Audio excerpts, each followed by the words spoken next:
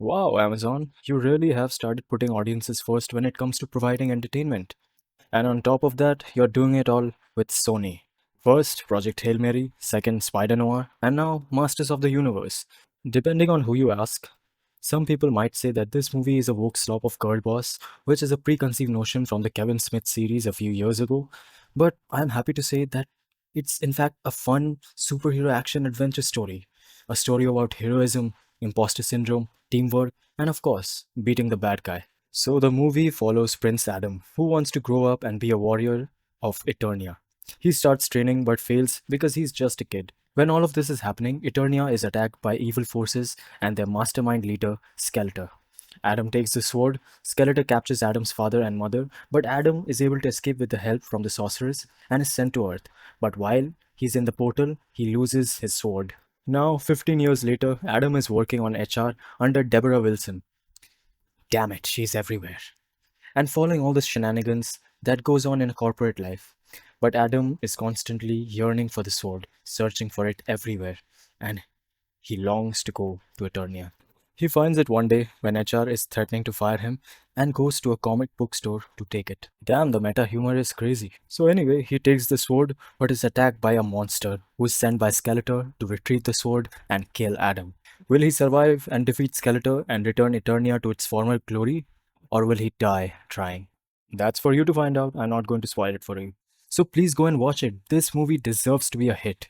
Now, on paper, some people might smirk at the idea of a 1980s cartoon that was created to sell toys to be made into a serious superhero movie filled with action and emotion. But here it is. It's fun, adventurous, humorous, goofy, and serious when it needs to be. The characters are brilliantly portrayed by talented actors who understood the assignment and understood it well. Damn, man, even Jared Leto is great in this movie. He's playing Skeletor, and not even for 1 second does he come off as stupid. Well, you know Jared Leto, you know what I'm talking about. He does none of that in this movie.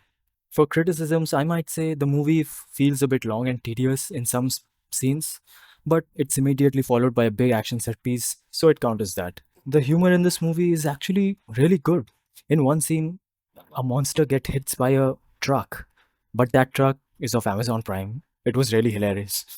And also during the start, it really makes fun of the things that Hollywood was scared to make fun of. At the start, it makes fun of HR meetings and makes it look like a conversation from LinkedIn. The diverse HR team with red and blue hair pokes fun at the message, and Adam's character really feels out of place there. Adam's character is really written well to the point where ordinary guys like me, in some instances, relate to him. Adam is following a mundane life until a moment changes his life forever. Don't get me wrong, he's still the prince, but 15 years later, you would think you would start to doubt yourself and thought if all the stuff in Eternia was real or not. But his persistence and self belief is what makes him go on. So that's a really plus point with the writing. The director of this movie is Travis Knight, who made Bumblebee before. Man, he really should make more movies. He's great. It's also nice to see that they gave a small but meaningful cameo to Dolph Lundgren, who played He-Man in the original 1987 movie. His words help Adam later in the story. I won't spoil it. Overall, Masters of the Universe is definitely not something to miss out on. It's not a masterpiece or anything, but you would really, really have a good time and it would be worth your money. Hey, if you made it this far, then thank you for watching and please subscribe. As next, I will be going on a horror rampage this week with Obsession, Backrooms, and finally, Iron Lung. Stay tuned for that and thank you.